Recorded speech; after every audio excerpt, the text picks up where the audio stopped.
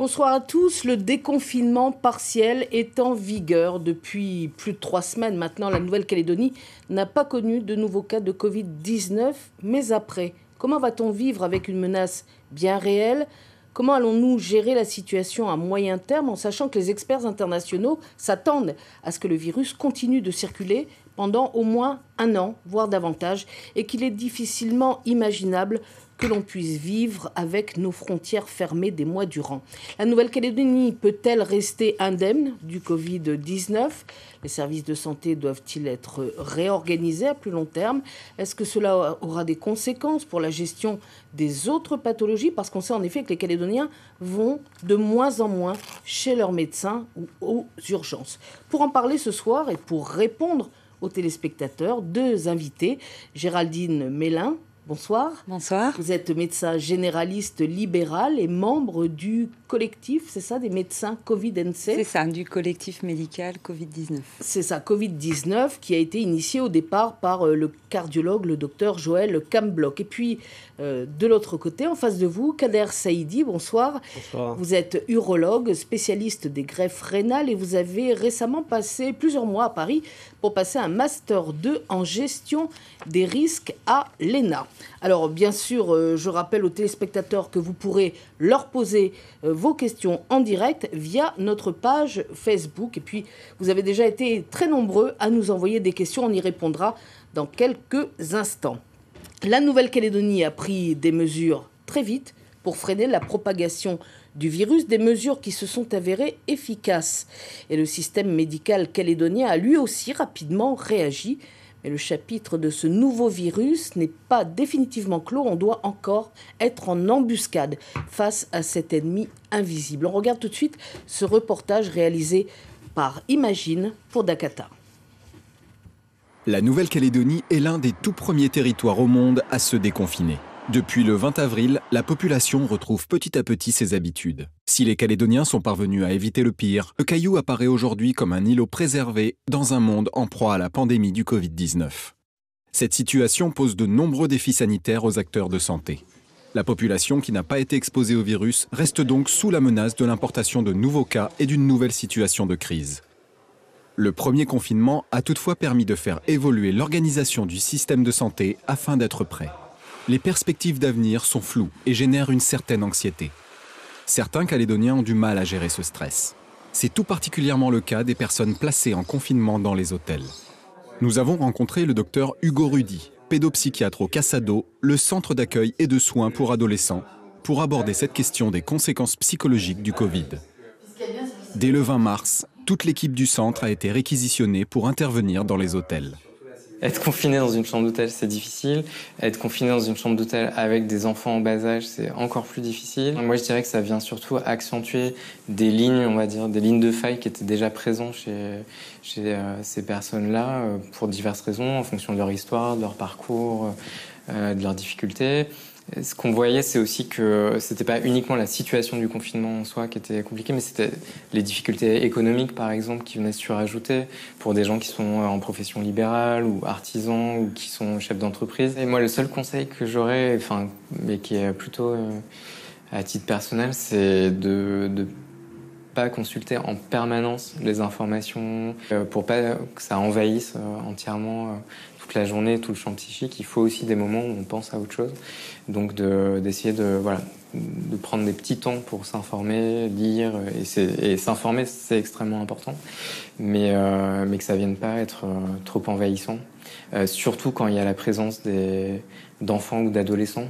Il faut éviter de les exposer en permanence à des informations stressantes. Au-delà de l'anxiété, le Covid-19 pose de nombreux défis au système de santé calédonien. Afin de mieux comprendre dans quelle situation sanitaire se trouve la Nouvelle-Calédonie et quelles sont les perspectives, nous avons interrogé 2 médecins de la DAS, les docteurs Michel Bellec et Sébastien Mabon. Il est très tôt pour un quelconque bilan. Ce qu'on peut juste dire, c'est que pour l'instant, les mesures qui ont été mises en œuvre ont réussi, même s'il n'en est pas certain et qu'on ne peut pas affirmer qu'il n'y a pas une circulation, mais on réussit malgré tout à éviter une propagation massive qu'on a rencontrée dans les autres pays. On disait initialement que chaque cas infecte 3 autres personnes, que ces 3 personnes-là infectent 3 autres personnes, etc., etc., et qu'on peut arriver très très vite à une situation dramatique avec une saturation des services de santé, des hôpitaux et des services de réanimation. On est loin de ça en Nouvelle-Calédonie. L'organisation, par exemple, hospitalière qui a été mise en place, on l'a déjà un petit peu dégradée, puisqu'on est en phase d'adaptation du confinement. Ça s'est traduit aussi à l'hôpital par une réorganisation et par une ouverture à davantage de soins courants que ce qu'on avait imaginé au départ. Donc on a déjà réduit notre voilure Covid+, pour accueillir davantage d'autres pathologies.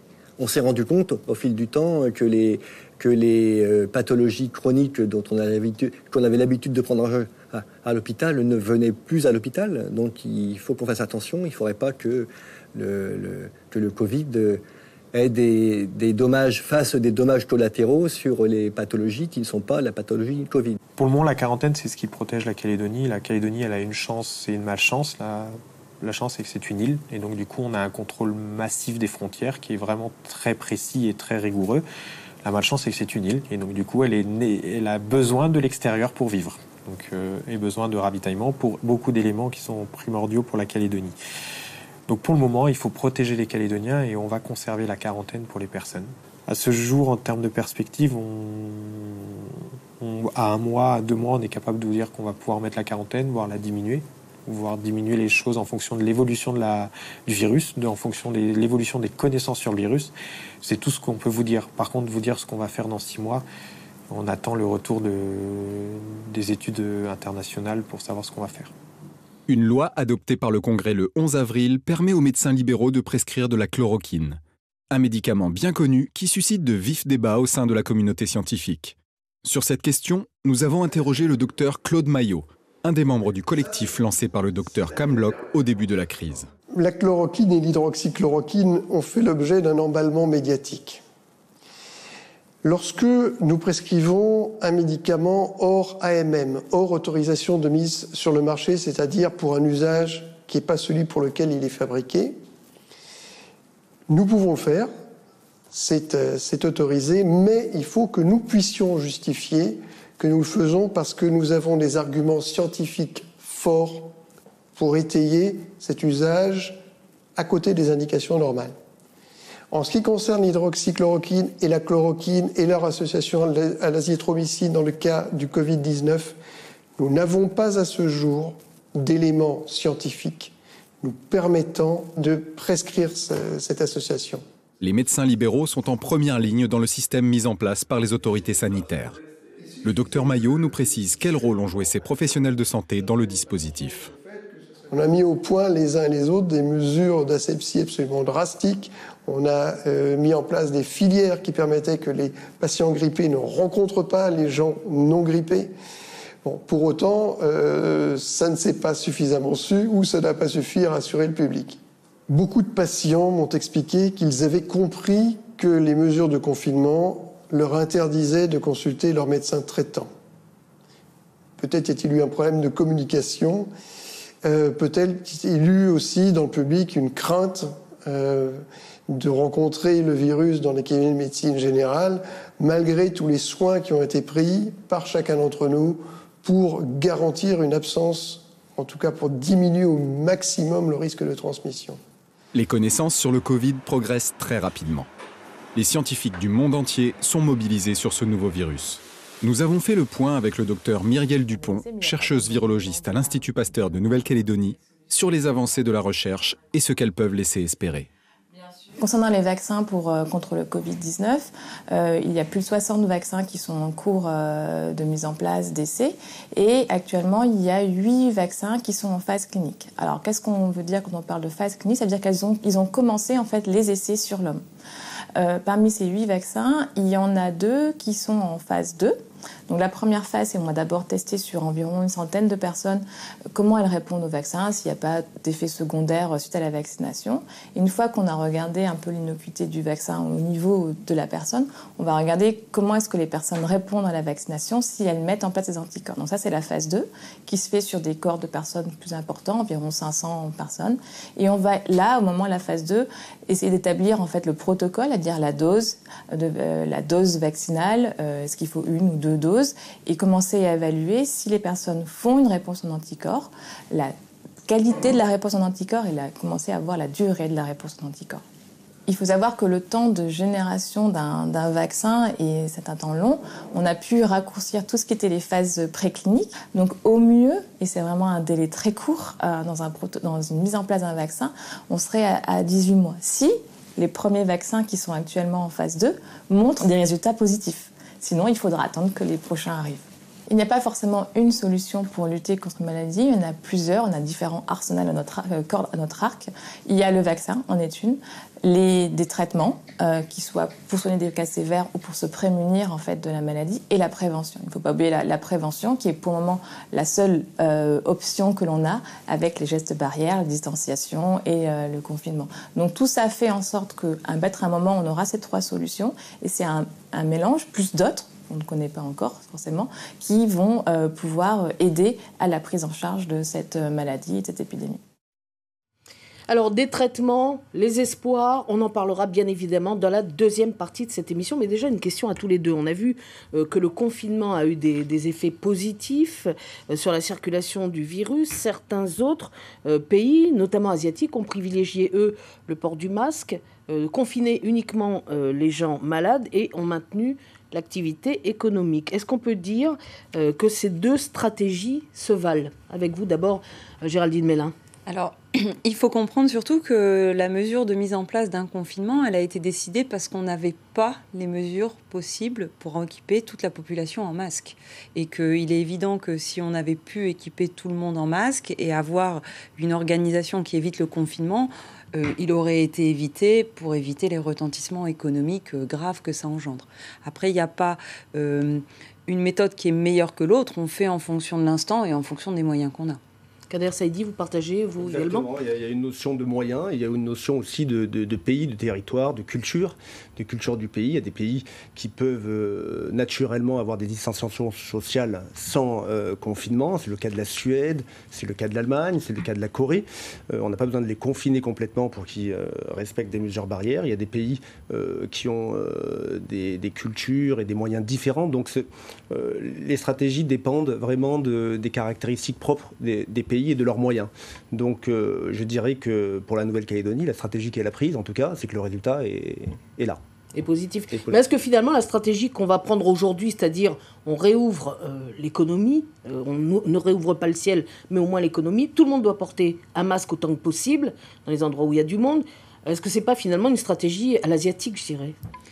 Oui, c'est probablement ce qu'on tend à amener, c'est-à-dire qu'on va essayer, au lieu de priver l'ensemble de la population de liberté et de créer un confinement général, on va tendre vers une politique de santé publique qui est plutôt un isolement uniquement des personnes contact, c'est-à-dire qu'on veut mettre en plus au maximum de mesures barrières, donc les mesures de distanciation sociale, dans les endroits où c'est pas possible, le port du masque généralisé. Et puis, si on se retrouve à avoir des cas positifs, de pouvoir les tracer, ce que font ces pays-là, de façon très rapide, pour isoler non plus les gens pas malades, mais uniquement les gens malades. Alors, le président du gouvernement a annoncé hier que le risque de circulation du virus était quasi nul. Il a dit exactement, nous allons atteindre un taux de 99,3% de probabilité qu'il n'y ait pas de circulation du virus. Mais, alors c'est la question qu'on se pose, sachant que les tests effectués, qu'on appelle les fameux tests PCR, c'est-à-dire c'est des tests où on met un écouvillon dans le nez, c'est ça, ce sont des prélèvements nez et gorge peut-être. Bref, ces fameux tests PCR, ils ne sont fiables qu'à 70%. Ça veut dire qu'il y a une marge quand même d'erreur de 30%. Est-ce qu'on peut être certain qu'il ne va pas y avoir des failles et puis que le virus, il va quand même passer dans la population ? Kader Saïdi. Disons qu'aujourd'hui, on connaît quand même les caractéristiques du virus, c'est-à-dire on sait sa durée d'incubation, c'est-à-dire le temps qu'il faut entre le moment où on contacte le virus et le moment où on a les premiers symptômes. En général, c'est à peu près une semaine, mais on sait que ça peut aller jusqu'à 14 jours. Et on sait qu'à partir du moment où on a des symptômes, on peut être contagieux encore pendant 14 jours. Donc, si vous prenez le scénario le plus long, donc vous êtes contacté, vous contractez le virus le 1er du mois, vous avez les premiers symptômes le 14e jour, et vous êtes contagieux encore 2 semaines après. Donc, au bout de 4 semaines, théoriquement, il n'y a plus de circulation du virus. Or là, aujourd'hui, ça fait 26 jours qu'il n'y a aucun diagnostic de Covid-19 confirmé, on peut dire que lundi, ça fera 30 jours, on peut dire que le risque de circulation du virus est quand même quasiment nul. Mais il y a quand même encore des gens en confinement, dans les hôtels par exemple. Alors, les gens qui sont en confinement dans les hôtels, ce sont les rapatriés sanitaires. Donc, les vagues de rapatriement ont été étudiées pour se faire de façon très progressive afin de pouvoir confiner en milieu hôtelier tous les gens qui rentrent, ce qui est une sécurité énorme de maintien en confinement. Et au départ, ce confinement a été décidé de 14 jours, qui est donc le délai d'incubation. Systématiquement, les gens ont un dosage PCR qui est fait avant d'autoriser leur retour à domicile. Ils ne rentrent chez eux qu'avec le résultat négatif. S'ils sont positifs, ils partent en milieu hospitalier pour être encore une fois isolés. Et les cas contacts seront isolés. Et en plus, une mesure encore de protection supplémentaire a été décidée avec un maintien d'un autoconfinement à domicile 7 jours supplémentaires. Donc là, la marge de surveillance, elle est vraiment sécurisée. Alors déjà, une première question d'un téléspectateur. Si le virus ne circule pas, pourquoi doit-on continuer les gestes barrières ? Qui veut répondre ? Alors, c'est justement comme ce qu'on a dit en introduction. Donc, le risque zéro, on ne l'a pas. On pense et probablement que la circulation n'a pas eu lieu ou n'a pas lieu en ce moment en Nouvelle-Calédonie. On a mis toutes les mesures pour sécuriser les rapatriés, mais on n'est pas complètement à l'abri de l'hypothèse où sortirait quelqu'un qui a une PCR négative et qui a quand même pas de symptômes, mais qui a peut-être une incubation, que peut-être les 7 jours à domicile n'auraient pas suffi. Et donc, dans cette hypothèse qui est très, très, très, très faible de circulation du virus, la mise en place des mesures barrières a pour effet de limiter encore un risque qui est proche de zéro, effectivement. Kader ? Effectivement, donc je rebondis, on dit que le virus ne circule pas. Donc en fait, c'est sur les cas autochtones. Maintenant, on doit gérer les rapatriés et donc ils nous apportent une menace de risque d'importation du virus. Pour que cette menace soit la plus faible possible, il faut qu'on ait des tests, il faut qu'il n'y ait pas de gag dans tout le process. Et on sait aujourd'hui que ce process doit encore s'améliorer. Donc on sait qu'il y a encore un petit risque faible, c'est pour ça que le président du gouvernement a dit qu'il allait avoir un déconfinement progressif sur 6 semaines, parce qu'il y a encore des choses à améliorer dans notre process pour qu'il soit infaillible. Moi, je vais vous donner une image caricaturale. Imaginez un terrain de football, et que sur ce terrain de football, il y ait une mine explosive, qui fait la taille d'une pièce de 100 francs. Elle est en plein milieu du stade. Est-ce que vous laissez vos enfants aller jouer au football sur ce terrain ? Eh bien, c'est ça le risque qu'il y a actuellement. Et donc, il faut mettre les moyens pour détecter cette pièce. C'est ce délai qu'on se donne, là, de 6 semaines, de process qui vont se mettre en marche sur les rapatriés, sur les tests, qui vont permettre de retrouver cette petite pièce de 100 francs, en tout cas, d'augmenter les chances de limiter le risque. Alors, il faut bien comprendre que ces mesures-là, elles ont pour but d'éviter absolument le confinement massif de la population. Donc, l'idée étant de mettre en œuvre tout ce qu'on peut sur le plan sanitaire et sur le plan prévention pour ne plus se retrouver à nouveau avec une population entière en confinement. Juste avant de passer une nouvelle question d'un téléspectateur, un point de détail que je voudrais éclaircir avec vous. Les tests qui sont réalisés quotidiennement, le gouvernement envoie le nombre de tests. Il y en a à peu près, depuis le début de l'arrivée du virus en Calédonie, il y en a eu à peu près 5000 de pratiqués. Ces tests-là, ils sont effectués sur les personnes qui sont confinées dans les hôtels, ou ils sont également confinés des patients qui viennent vous voir et qui présenteraient quelques symptômes? Alors, les deux. Les tests sont faits chez les patients qui présentent des symptômes. Donc, il y a un score qui a été établi par les médecins de la DAS. Tout patient ayant été en contact avec un sujet suspect, bien sûr.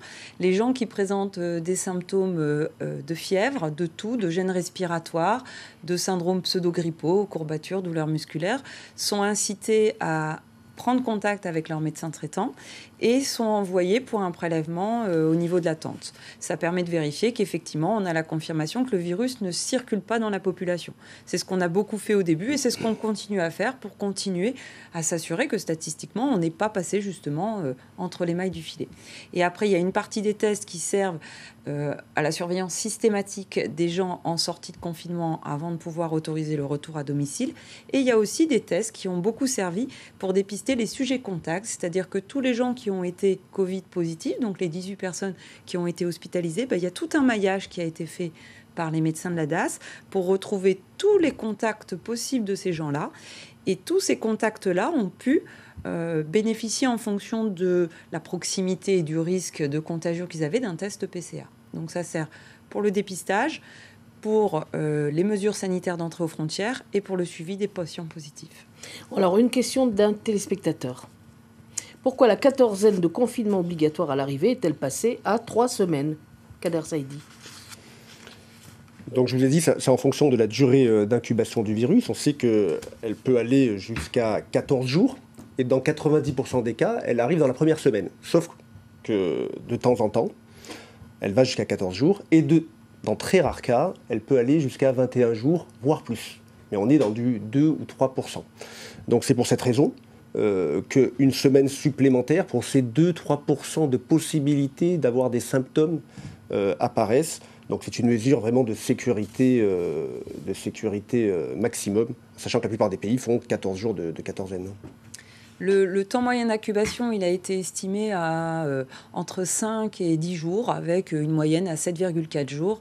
Et il y a de très rares publications qui ont retrouvé des cas de PCR positive à 24 jours. Mais c'est très exceptionnel. Et la majorité des données qu'on a, puisque maintenant on commence à avoir du recul, puisqu'on a les données chinoises et on a maintenant des données européennes qui sont fiables, c'est 7 jours. Même les données chinoises sont fiables aujourd'hui. En tout cas, elles sont confirmées grâce à des données européennes qui, elles, sont fiables. 98% des symptômes apparaissent dans les 14 premiers jours. D'accord. Une question concernant le centre d'hébergement du CISE et du CISE. Je ne sais pas si vous avez la réponse. Peut-on connaître le nombre de personnes qui sont hébergées au CISE aujourd'hui? Il n'y en a pas. D'accord. Le CISE, c'est une mesure d'hébergement sanitaire pour les cas contact des patients Covid+. Donc, quand vous avez un patient qui est détecté Covid, il est hospitalisé systématiquement au Medipôle, qu'il ait des signes graves ou non, même s'il est très peu symptomatique. Cette mesure, elle a pour but, tant qu'on a la possibilité de le faire, de réduire le risque de contact de ces personnes-là. Donc ça, c'est un choix qui est vraiment judicieux pour limiter le risque de transmission. Et ensuite, il y a un premier maillage qui est fait et les gens qui ont été en contact très rapproché avec cette personne sont en isolement sanitaire, donc au CISE ou dans les hôtels. C'est ce qui s'est passé quand le président s'est retrouvé confiné après un contact. Et donc le CISE, pour l'instant, est vide, puisque nous n'avons plus de cas Covid+, et donc il n'y a plus de sujet contact à surveiller. En ce qui concerne le confinement du cas autochtone ou erreur d'appréciation entre deux tests, l'un qui aurait été interverti avec un autre, c'est ce qui s'est passé au début et qui a fait que la population est passée en confinement. Est-ce que vous avez, vous, médecin, membre du collectif, du comité Covid-19-NC, est-ce que vous avez les conclusions de cette enquête? Hier, le président du gouvernement a clairement dit que ça avait été une erreur humaine. Elle est en cours, je crois qu'il y a un rapport qui... Elle n'est pas terminée? Non, je crois qu'il va y avoir un rapport, il y a un rapport qui a été demandé d'enquête à ce sujet au Medipôle, donc je pense qu'on aura toute la transparence. Le Medipôle communique assez bien à ce sujet, donc je pense que rapidement on saura s'il s'agit... de quoi il s'agit exactement, quoi.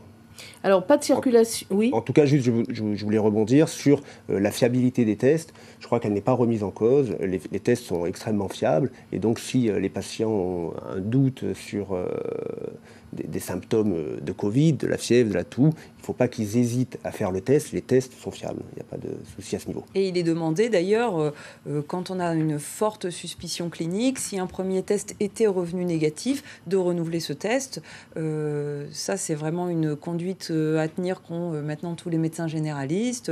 Si un premier patient qui a des symptômes vraiment suspects aurait une PCR négative et continue à avoir des symptômes suspects, on refait à nouveau les prélèvements.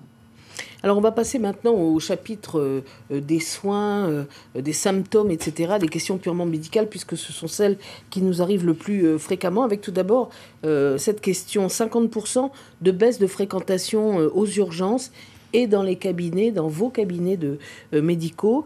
Qu'est-ce que vous pouvez dire, qu'est-ce que vous voulez dire aux patients pour qu'ils reviennent vers les médecins? Et déjà, pourquoi, à votre avis, ils quittent, ils désertent les cabinets médicaux ou les urgences? Alors, on a eu, tout au début, on a tous eu très peur et je tiens à dire qu'on a eu une chance, si c'est une erreur humaine ou si c'est une erreur statistique de laboratoire, on a eu beaucoup de chance parce que cette mesure a permis de mettre en place ce confinement qui a probablement été une des mesures principales de freination de l'épidémie, donc c'est une chance. Cette première semaine, les gens étaient très inquiets et donc les cabinets ont été désertés parce que les gens ont eu peur que le virus circule. Ils ont entendu dire qu'une partie des soignants pouvaient être porteurs sains et donc une inquiétude est née. Et chez les médecins aussi, une inquiétude est née parce qu'on n'était pas très bien équipés au départ pour recevoir nos malades. Et puis les choses ont évolué après. On a reçu une dotation d'équipements, de masques qui nous permettent maintenant de consulter en toute sécurité et puis de retrouver des procédures qui ont été établies avec vraiment, comme on l'a vu dans le reportage de mon confrère le docteur Maillot, des mesures barrières. Les cabinets n'ont jamais été aussi propres. Les procédures ont été très fermement mises en place avec des désinfections. On porte une blouse particulière. On se lave les mains entre chaque malade, évidemment. On désinfecte les surfaces. On porte un masque pour les personnes à risque ou pour les protéger. Donc la crainte, elle a été de voir le virus diffuser. Et puis, il y a aussi eu des patients qui ont entendu dire que ce qui était non urgent devait être différé. Donc l'évaluation du degré d'urgence pour les gens, elle peut être variable. Certains ont considéré que les pathologies qu'ils présentaient n'étaient pas des pathologies urgentes, donc ils ont attendu. Et puis il y a des gens aussi qui ont eu des problèmes de locomotion, qui étaient amenés par des enfants, qui n'avaient pas forcément les moyens de se déplacer pendant le confinement. Donc tout ça a fait qu'on a eu une grosse période de baisse d'activité présentielle au cabinet.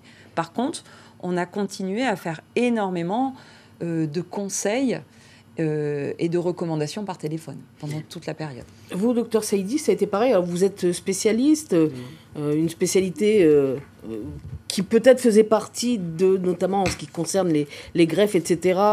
Même s'il peut y avoir un caractère d'urgence, peut-être que c'est moins urgent. Je ne sais pas, mais est-ce que vous avez ressenti le même phénomène ? Le même constat que Géraldine, c'est-à-dire que les gens ont eu de l'anxiété de venir dans les cabinets médicaux, de peur de contracter le virus, et ont préféré attendre avec leur maladie chronique, avec leur insuffisance rénale, leur diabète, et là on commence à les revoir, et certains sont plus compliqués. Donc on risque d'avoir finalement le revers de la médaille, c'est-à-dire on risque d'avoir plus de dégâts liés au fait que les gens ne viennent pas au cabinet, finalement le Covid lui-même. Alors une question d'un téléspectateur. Est-ce que les patients guéris peuvent être des porteurs sains ?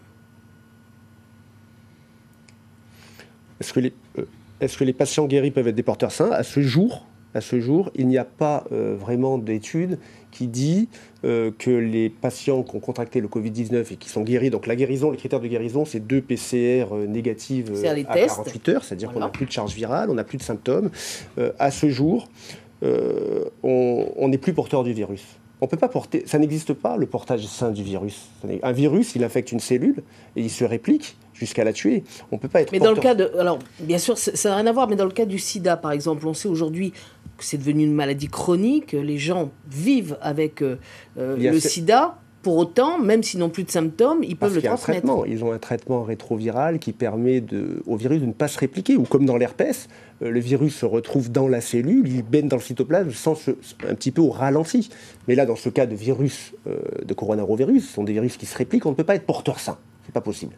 Donc, si on est guéri, on ne peut pas être contagieux, entre guillemets. Il y a eu récemment des cas, par contre, de réinfection. Alors ça, c'est pas pareil. C'est-à-dire qu'il y aurait eu, et encore, c'est à confirmer, peut-être que l'immunité, vous contractez le virus, si vous ne faites pas une forme sévère, peut-être que vous n'avez pas une immunité assez forte, donc vous guérissez, mais vous pouvez être réinfecté si votre immunité n'a pas été assez forte. C'est un cas différent. Mais une fois qu'on est guéri, on n'est plus porteur sain du virus.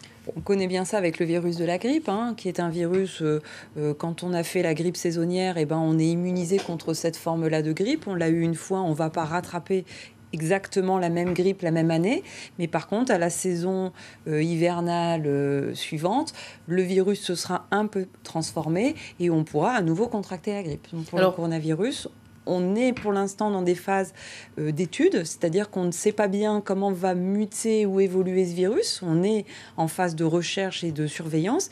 Et pour l'instant, c'est ce qui conditionne toute la problématique vaccinale et la problématique de traitement. On ne sait pas si le virus va entraîner une immunité définitive ou si ce virus va muter et faire des formes saisonnières ou si cette épidémie, comme certaines, comme le SRAS et d'autres coronavirus, va s'arrêter complètement. On ne sait pas pour l'instant. Oui, Kader Saïdi. Exactement, je rebondis. Donc là, sur la durée de l'immunité, c'est-à-dire quand on contracte le virus Covid-19, combien de temps nos anticorps vont nous protéger? Est-ce que c'est 1 mois, 2 mois, 3 mois, 6 mois, 1 an, 2 ans, à vie? Donc on ne peut pas le savoir, puisque justement, la durée de l'immunité, il faut avoir le temps. Donc là, on n'a que 5 mois de recul par rapport au virus, donc on ne sait pas combien de temps ça va durer. Par contre, on a l'expérience des virus de la famille des coronavirus, dont le SARS, qui donnait une immunité provisoire de 2 ans. Les rhumes, dans la famille des coronavirus, il y a également les rhumes. Il y a 4 types de coronavirus qui donnent des rhumes. On sait que les rhumes, ça donne une immunité de 18 mois en moyenne. Vous faites un rhume avec une souche, vous pouvez être réinfecté généralement l'année d'après ou 2 ans après. Voilà. Donc a priori, le coronavirus, la seule chose qu'on peut dire, c'est qu'on ne connaît pas la durée de l'immunité et que vraisemblablement, compte tenu de sa famille virale, il y aura une immunité d'au moins 1 an à 18 mois. Alors, une question, vous allez pouvoir continuer à en parler, parce qu'il y a une question d'un téléspectateur qui est intéressante. Le corona est-il un virus saisonnier et peut-on craindre qu'il puisse se propager en saison fraîche? Alors, il y a une polémique là-dessus. On en parle beaucoup. On dit, il a frappé des pays plutôt froids, l'Asie, la Chine d'abord, puis l'Europe. Est-ce que nous, ici, en gros, en saison fraîche, on risque pas plus? Alors oui, c'est une question qui se pose parce qu'on s'est bien rendu compte qu'il y avait quand même une influence de l'environnement, peut-être de la température, peut-être de l'humidité sur la durée de vie du virus dans l'environnement, sur sa diffusion sous forme de gouttelettes ou sous forme d'aérosolisation. Et donc ça, c'est en surveillance. Il est pensé peut-être en métropole que la saison chaude va faire ralentir l'épidémie. Ce qui est surtout à considérer, c'est que le confinement a fait ralentir l'épidémie. Les facteurs environnementaux, pour l'instant, on n'a pas de données fiables parce qu'il y a quand même eu des épidémies dans des pays qui avaient les mêmes températures et le même profil, on va dire, climatique que le nôtre et qui ont été beaucoup plus virulentes. Oui, on voit d'ailleurs qu'ils circulent en Afrique équatoriale. Il y a une étude qui est sortie il y a quelques jours dans la revue Science par des chercheurs d'Harvard qui disent justement que la probabilité que ce virus soit saisonnier, c'est-à-dire une épidémie brève et intense, elle est très peu probable et que la plus grande probabilité, c'est qu'on vive avec le Covid-19 pendant quelques mois. Donc, il peut diminuer peut-être en saison sèche, peut-être qu'il y aura moins de contamination. Il ne faut pas imaginer une éviction du Covid-19 en été en Europe du Nord. Il reviendra très vraisemblablement à l'automne. N'oubliez pas que vous pouvez poser vos questions au docteur Saïdi ou au docteur Mélin qui sont sur ce plateau via notre page Facebook. On en a déjà pas mal de questions et on va continuer d'ailleurs à vous les poser. Il y en a une qui va s'afficher tout de suite sur l'écran. Est-ce que le virus évolue ou est-ce qu'il suit une mutation d'un pays à l'autre ? Qui veut répondre à cette question? Je peux un petit peu répondre. Alors, pour l'instant, encore une fois, tous les jours, la science découvre quelque chose sur le Covid-19. On n'a que 5 mois de recul. A priori, il est parti de Wuhan, de la région de Dubaï et de Chine, et puis il est arrivé jusqu'à Seattle. Il a fait un tour du monde. Il y a 210 pays qui sont touchés. A priori, il n'y a pas eu de mutation. Le virus ARN mute régulièrement, mais il n'y a pas eu de mutation assez importante pour que sa virulence diminue ou que sa contagiosité... Alors pourquoi on a parlé du nouveau coronavirus ? Alors parce que, comme vous le disiez, Kader, le coronavirus, c'est pas un nouveau virus. Il est connu. Dans la famille des coronavirus, il y a 7 souches qui sont déjà connues, qui ont déjà fait l'objet d'épidémies précédentes. Comme le H1N1, la grippe aviaire, etc. ou pas ? Non, c'est pas la même famille. Ah, c'est une autre famille. C'est une autre famille. Donc, il y a eu l'épidémie en 2002-2003. Le SARS, oui. Le SARS, et puis il y a eu une épidémie en 2012-2013. Le MERS. Qui était une autre famille du coronavirus. Donc, on les appelle coronavirus 1, 2, etc., comme on va donner aux grippes le numéro H1, N1, N2, N5, etc. Donc ce virus-là, il est connu, il est déjà étudié depuis longtemps, il est en surveillance, et c'est un virus qui, que pour 2 souches en dehors de on va dire celui qui circule actuellement, était plutôt bénin. Donc il y a eu 2 épidémies graves qui sont l'épidémie du SRAS et du MERC, mais jusqu'à maintenant, le coronavirus donne des pathologies ORL bénignes. Alors on a vu quand même toute une flopée de réactions, évidemment sur les réseaux sociaux, de réactions plus ou moins complotistes, sous-entendant que le virus avait été créé artificiellement dans les laboratoires. Vous, à travers vos lectures scientifiques de revues sérieuses, qu'est-ce que vous pouvez répondre à ces gens qui imaginent que ça a pu être fabriqué ? Alors il y a 2 choses. C'est d'abord les données d'investigation en Chine, c'est difficile. Difficile d'avoir des données ou d'investir en Chine, en sachant que l'ambassade américaine avait, il y a 2 ans déjà, alerté Washington sur des failles en termes de sécurité dans le laboratoire P4 de Wuhan, qui est un laboratoire de virologie qui étudie les coronavirus. Donc l'hypothèse accidentelle de diffusion du virus, elle ne peut pas être exclue. Par contre, l'hypothèse que le virus soit pas naturel, c'est-à-dire soit fabriqué, je pense qu'on peut l'exclure parce que ça demande beaucoup trop d'éléments pour avoir cette thèse. Donc la thèse virus fabriqué, moi j'y crois pas du tout. La thèse accidentelle, on peut pas le savoir parce qu'on n'a pas de données, on peut pas investir en Chine en sachant. Géraldine Mélin ? Oui, j'ai le même avis que Kader. Comme à chaque fois qu'il y a quelque chose de nouveau, on veut comprendre la cause, la possibilité. Il faut savoir que les virus mutent, que des pandémies virales, on en a à peu près tous les 10 ans par mutation virale. Et le virus aura tellement subi une mutation que la population ne sera pas immunisée et va être touchée à grande ampleur. Et donc, sans parler de complot ou de manipulation ou d'erreur, de toute façon, vivre avec des pandémies virales, c'est quelque chose avec lequel il faut s'habituer. Alors justement, il y a une question sur l'immunité. Vu que nous n'atteindrons pas l'immunité collective, ne serons-nous pas fragilisés pour voyager ultérieurement si la pandémie dure ? Alors là, est-ce que vous pouvez répondre à cette question ? L'immunité collective, ça là-dessus, oui, je me fais aucun souci. Maintenant, les voyages, c'est peut-être pas de votre ressort. L'immunité collective, c'est compliqué parce qu'il faut 70% de la population pour avoir une immunité collective. Pour l'instant, des données qu'on a, même en métropole, ils sont à 10% à peu près. 6%. Ouais, d'immunité pour la de France la population. Au niveau mondial ? Pour la France. La France. Après la période qu'ils ont vécue. Donc l'immunité collective, elle est quand même compliquée à avoir. Après, comme on l'a vu dans le reportage, il y a plusieurs possibilités de vivre avec le coronavirus. Il peut y avoir un vaccin qui va pouvoir être commercialisé. Et si on est vacciné, immunisé, si tant est que ça fonctionne, on sera protégé, on pourra voyager. Il y a aussi des thérapeutiques, il y a plein de traitements, il y a des études qui sont de grande ampleur mondiale qui sont en cours pour essayer de valider des thérapeutiques en curatif mais aussi en préventif. Donc ça, c'est une option possible. Et puis après, il y a l'option de proposer une immunité de masse qui est une option politique, sanitaire, de dire est-ce qu'à un moment donné... on choisit de laisser entrer un virus, de protéger les personnes vulnérables en les isolant et de laisser la majorité de la population acquérir une immunité de masse. Ça, c'est des décisions qui ne nous concernent pas.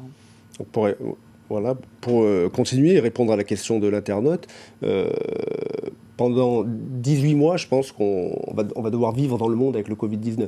Parce qu'on n'aura pas ni de vaccin, ni d'immunité collective suffisante. Donc il y aura ce risque Covid-19 dans tous les pays. Donc la personne qui quittera le territoire sera vulnérable et susceptible de contracter le Covid-19 partout dans le monde où il sera actif. Donc c'est un risque avec lequel il va falloir vivre. Alors ça tombe très bien que vous ayez parlé du vaccin parce qu'on a une question d'un téléspectateur qui nous demande quand le vaccin Covid-19 sera disponible, sera-t-on obligé de le faire ? Alors ça, là, je vais vous laisser répondre parce que je dois vous dire que ça m'agace un peu d'entendre ces discours anti-vaccins qui risquent de menacer des personnalités les plus fragiles. Mais là, je vous laisse répondre à cette question. J'ai envie de vous dire que cette question, c'est une question de politique de santé publique. Moi, je suis médecin généraliste, c'est pas moi qui vais prendre la décision. Est-ce qu'il sera obligatoire ? Est-ce qu'il sera recommandé ? Est-ce que ce sera pour les voyageurs ? Est-ce que ce sera pour protéger les personnes vulnérables ? j'ai pas d'avis pour l'instant. Et puis ça dépendra du type de vaccin, ça dépendra si c'est un vaccin avec rappel. Enfin, il y a beaucoup de données qui font que pour l'instant on ne peut pas extrapoler. Je peux pas vous en dire plus pour l'instant. Hein. Bah, obligatoire ou pas, moi je voudrais que vous rappeliez aux téléspectateurs... La variole, Voilà, certes, mais aussi dans quel état sont les gens fragiles quand ils se retrouvent hospitalisés, en réanimation, entubés, sur le ventre avec le Covid-19. Tout ce qu'il y a autour de ça. Il faudrait peut-être le rappeler parce que c'est pas juste un petit rhume, un petit mal de gorge et puis tout va bien. C'est quand même beaucoup plus sérieux dans certains cas. Voilà. Attention, dans certains cas. Alors, voilà. Alors la maladie Covid-19, donc causée par le SARS-CoV-2, c'est quand même globalement, pour rassurer, c'est quand même une maladie bénigne. Dans 80% des cas, les gens s'en sortent. Mais effectivement, dans 20% des cas, il y a des formes sévères. C'est pas rien, 20%. Et parmi ces 20%, il y en a 10 à 7% qui vont aller en réanimation. Et parmi ces gens qui vont aller en réanimation, il y en a 1 sur 2 qui va décéder. Donc, c'est pas une maladie... Voilà, c'est dans l'ensemble, si vous voulez, on fera le bilan de toute façon à la fin. Mais globalement, c'est une maladie bénigne dans le sens où 80% ont des symptômes, vont s'en sortir. Mais il y a quand même un gros risque pour 20% de ces patients de contracter des formes graves. Et c'est surtout sur des patients un petit peu vulnérables, qui auront des facteurs de risque. Et les Calédoniens sont des gens avec des facteurs de risque. Ce sont des gens, il y a plus de 50 000 personnes qui sont en longue maladie, qui ont des maladies chroniques. 50 000, c'est énorme. Il y a 50 000 personnes qui sont inscrites en longue maladie à la CAFAT, pour diabète, pour hypertension, pour néoplasie. Et donc, on sait que c'est ces personnes fragiles qui vont développer des formes graves. Donc, effectivement, vous avez raison de dire que la Calédonie est vulnérable au Covid, elle est plus vulnérable que certaines régions, sûrement. Oui, on a vraiment ce profil qui est maintenant validé sur les études épidémiologiques qu'on a. Donc, on va avoir 80% de la population qui va faire une forme tout à fait bénigne, dont même peut-être 20-30% qui n'aura presque aucun symptôme. C'est ces fameux porteurs sains dont tout le monde s'inquiète. Et puis après, on va avoir 15 personnes sur 100 qui vont faire une complication respiratoire essentiellement, une type pneumonie, qui nécessiteront une prise en charge hospitalière avec un délai d'hospitalisation, une durée qui est souvent de 2 à 4 semaines. Et puis 5 à 10 personnes sur 100 vont avoir une forme très grave avec des soins de réanimation et une hospitalisation en réanimation. C'est toujours quelque chose qui est très risqué. Alors, on parlait à l'origine, au début, quand on a commencé à parler du Covid, on parlait d'une grippette. Mais pourquoi est-ce qu'il fait si peur aujourd'hui? On sait que ça peut être beaucoup plus grave qu'une simple petite grippe ou qu'un petit rhume. Pourquoi est-ce qu'il fait si peur alors qu'il a provoqué beaucoup moins de morts que la fameuse grippe asiatique de 1955 à 1958 qui, selon l'OMS, avait fait 2 millions de morts? On n'en est pas encore là, heureusement. Mais pourquoi ça fait si peur? Il y a déjà une communication médiatique qui fait que les gens sont constamment informés sur le Covid. Il y a un recensement des morts au jour le jour qui crée des chiffres qui semblent impressionnants anxiogènes et qui ne sont pas forcément rapportés à des comparateurs de chiffres de mortalité. Alors oui, expliquez-nous ça d'ailleurs. Expliquez-nous ça. Moi, je trouve que vous avez répondu à la question. C'est-à-dire qu'en fait, notre vision du Covid et de sa dangerosité, c'est un problème de société, de notre société contemporaine. La grippe espagnole a fait 50 millions de morts. La grippe asiatique a fait 2 à 3 millions de morts. La grippe de Hong Kong a fait également des milliers de morts. On va avoir, après, avec le bilan du Covid, on verra que ça ne va pas faire plus que la grippe asiatique ou la grippe espagnole. Donc ce sont nos sociétés qui ont maintenant un avis, une approche différente sur la vulnérabilité, sur les soins, et c'est ça qu'on doit prendre en compte, finalement. Le discours a été un petit peu alarmiste aussi des autorités sanitaires parce qu'il faut comprendre que sur une population naïve, c'est-à-dire qui n'a jamais rencontré le virus, le risque d'avoir beaucoup de gens malades en un seul temps va créer une saturation de la possibilité de les soigner. Et donc l'échec d'un système hospitalier, ce serait que tout d'un coup vous vous retrouviez avec 100 Calédoniens hospitalisés, 30 personnes en réanimation pour des soins concernant le Covid, et puis qu'on ne puisse plus prendre en charge un jeune qui doit bénéficier de la réanimation parce qu'il a eu un accident de la route. Et ça, ce serait quelque chose d'inacceptable pour le système médical, sanitaire et hospitalier. Donc les mesures de prévention, les mesures un peu alarmistes ont pour but d'essayer de limiter la saturation hospitalière. Mais il faut rappeler, et c'est important de le dire, pour les gens qui n'ont pas de pathologie chronique, les adultes jeunes, les enfants, c'est une maladie bénigne. Et le taux de mortalité est vraiment stable jusqu'à maintenant sur les études qu'on a. Il est difficile à évaluer puisque ça dépend du nombre de tests qu'on fait dans les pays, mais il est entre 2 5% à peu près de mortalité, ce qui est quand même faible pour une pathologie quand on compare avec des pandémies qu'on a connues. Est-ce que vous pouvez évaluer les risques, alors peut-être pas en Calédonie parce qu'il n'y a pas eu beaucoup de cas heureusement, mais par rapport à ce que vous savez de ce qui se passe ailleurs, est-ce qu'on peut évaluer les risques sur les autres pathologies après le Covid ? C'est-à-dire quelqu'un qui a une insuffisance rénale ou quelqu'un qui a des problèmes cardiaques ou de l'hypertension, qui a le Covid. Est-ce que ces personnes-là ont des séquelles ? Est-ce qu'il y a est-ce qu'elles traînent ce problème longtemps, des problèmes liés au Covid? Non, on n'a pas assez de recul pour répondre à cette question, pour être complètement honnête. Ce qu'on sait, c'est que le Covid entraîne une surmortalité d'environ 30%. En tout cas, c'est les chiffres de métropole. C'est-à-dire que par rapport au mois de mars, on va dire, le mois de mars 2020, il y a 30% de morts en plus en métropole qu'en mars 2019, liés au Covid. Alors, dans ces 30%, il y a les malades directement liés au Covid, puis il y a les dommages collatéraux, ce qu'on peut appeler, liés au Covid également. Donc, c'est d'ailleurs quelque chose qu'il faut nuancer, parce que par exemple tous les ans on a des décès de la grippe et ne sont pas forcément répertoriés comme un décès direct de la grippe, quelqu'un qui à cause de la grippe par faiblesse va faire une chute, ou quelqu'un qui aura fait une complication type une infection pulmonaire. Bon, on va dire qu'il est décédé d'une infection pulmonaire, mais on ne retracera pas la filière pour dire ah bah oui mais il était porteur de la grippe donc il est décédé de la grippe. En ce moment les chiffres de mortalité, tout patient qui décède à l'hôpital en métropole, qui a une PCR positive Covid, on dit qu'il est décédé du Covid. C'est pas tout à fait exact. Il était porteur du Covid au moment de son décès, mais après il y a des décès qui sont pas en lien direct, qui sont des complications de l'hospitalisation et de la réanimation. Comme l'a dit Kader et qui est très juste, un patient sur 2 décède en réanimation, pas toujours de la pathologie pour laquelle il est entré, parce que c'est des maladies très graves et qu'il y a souvent des complications. Alors, je voudrais qu'on parle des symptômes, parce que on a parlé évidemment des symptômes grippaux, mal de crâne, la fièvre, mal de gorge, etc. Et puis, plus on avance dans la connaissance de la maladie, plus on découvre qu'il y en a d'autres. Alors, il y a le premier, le plus connu, c'est le symptôme neurologique, c'est-à-dire on perd le goût et l'odorat. Ça, c'est vraisemblablement assez répandu chez les malades du Covid.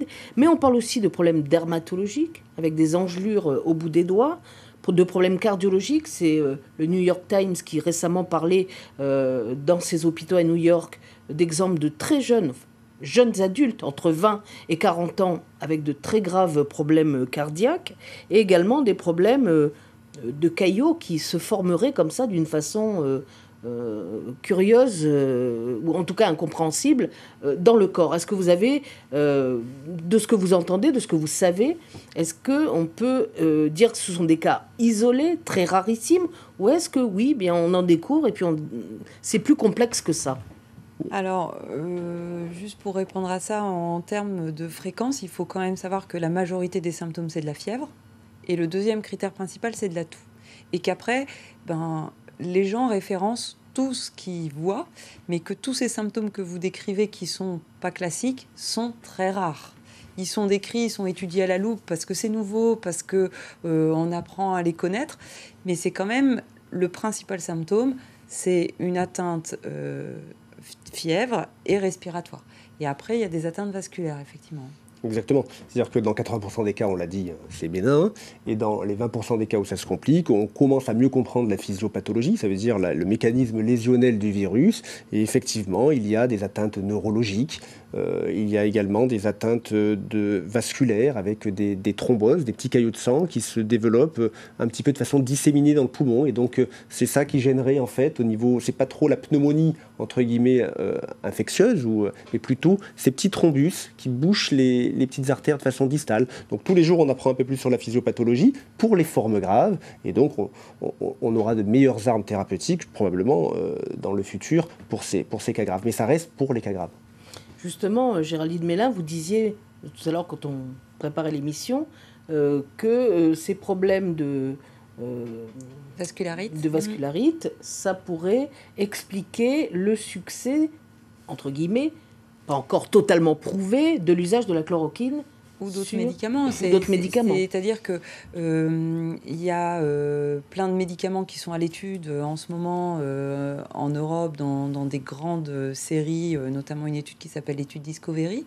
Et donc cette étude, elle a pour but d'essayer de trouver un traitement pour les formes graves. Et comme le disait très bien Kader, chez les formes bénignes de 80% des gens, il n'y a pas besoin de traitement. Ce sont des formes bénignes pour lesquelles les gens ne vont pas faire de Donc en clair, comment vous les soignez ? Guérir.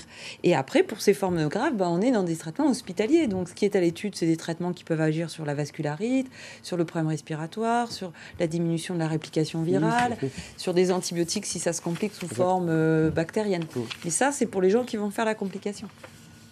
Exactement. Donc tous les jours, on apprend plus sur la physiopathologie et donc on aura plus d'armes thérapeutiques plus tard. Je voudrais juste rebondir sur la chloroquine, l'hydroxychloroquine, parce qu'il y a une polémique. Les gens,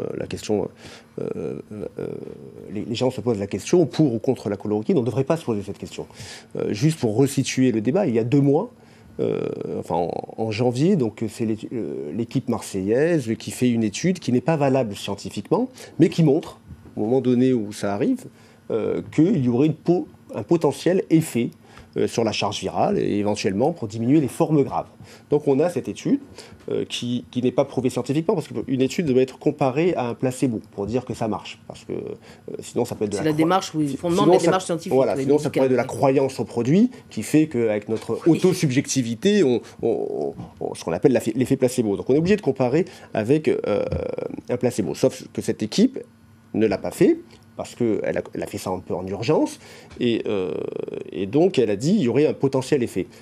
Les détracteurs, j'appelle ça les détracteurs, disent qu'il faut faire une étude de meilleure qualité.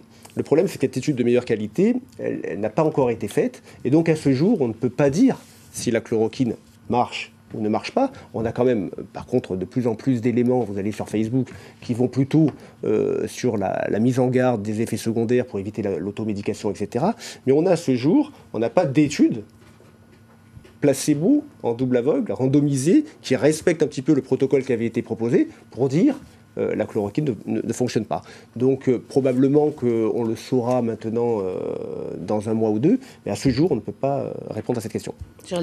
Et puis on n'aura pas d'études sur le côté préventif, parce que pour pouvoir avoir une étude sur l'ensemble de la population, il faudrait à grande ampleur faire de bras des gens qu'on soigne, des gens qu'on ne soigne pas. C'est compliqué quand on est dans le cœur de l'épidémie de pouvoir randomiser les gens, surtout quand ils ne sont pas encadrés par un circuit hospitalier. Donc les études qui sont faites actuellement sur les thérapeutiques, ce sont sur les formes modérées hospitalisées ou les formes graves, parce que dans les conditions hospitalières, on peut faire une étude de qualité, choisir d'inclure des patients, les suivre, avoir des critères d'évaluation. Sur une étude de grande ampleur en ville, comment il serait possible de dire il y a la moitié des gens qu'on soigne, l'autre moitié qu'on ne soigne pas, et comment les suivre et comment évaluer. Donc cette étude de grande ampleur en préventif chez des gens qui ont très peu de symptômes avec l'hydroxychloroquine, elle existera probablement jamais. Est-ce qu'on peut, on va rester justement sur les traitements, on parle aussi d'un traitement par transfusion de plasma, ça avait été utilisé dans le cas du SARS-CoV, qui est un cousin du Covid. Est-ce que ça, c'est quelque chose qui peut s'expliquer, qui peut être prometteur ? l'utilisation d'anticorps, ça fait partie de l'arsenal thérapeutique. C'est-à-dire qu'on prend le plasma de quelqu'un qui a été immunisé en espérant que ces anticorps vont pouvoir défendre la personne infectée. Pour l'instant, il n'y a pas, à ma connaissance, d'études éprouvées qui montrent l'efficacité du plasma ou d'anticorps, voilà, d'immunothérapie, quoi. Docteur Mélin, un patient atteint de Covid-19, une forme, on va dire, légère, arrive chez vous dans votre cabinet. Comment vous le soignez ? On fait comme ce qu'on fait habituellement, c'est-à-dire qu'on traite les symptômes. Donc, s'il a de la fièvre, on va traiter la fièvre. S'il y a des douleurs, on traite les douleurs. S'il y a une gêne avec une toux, on va traiter de façon symptomatique la toux. Et puis, si par exemple, alors que c'est une forme bénigne, la complication va vers une surinfection, parce qu'on a une surinfection qui n'est pas forcément source d'hospitalisation, et à ce moment-là, on mettra un antibiotique dans un second temps, comme on le fait pour la grippe. Quand vous venez pour une grippe, au départ, vous avez le nez qui coule, de la fièvre, des courbatures, on vous donne du paracétamol. Et puis si une semaine après, cette grippe est tombée en bronchite et que ça s'est infecté, on vous rajoutera un traitement adapté à ce moment-là. Donc on utilise tout l'arsenal qu'on connaît, qu'on maîtrise en médecine de ville, pour soigner de façon symptomatique. Et comment, pas de souci. Et comment est-ce qu'on soigne aujourd'hui un patient qui est hospitalisé, qui se retrouve sous oxygène ou en réanimation ?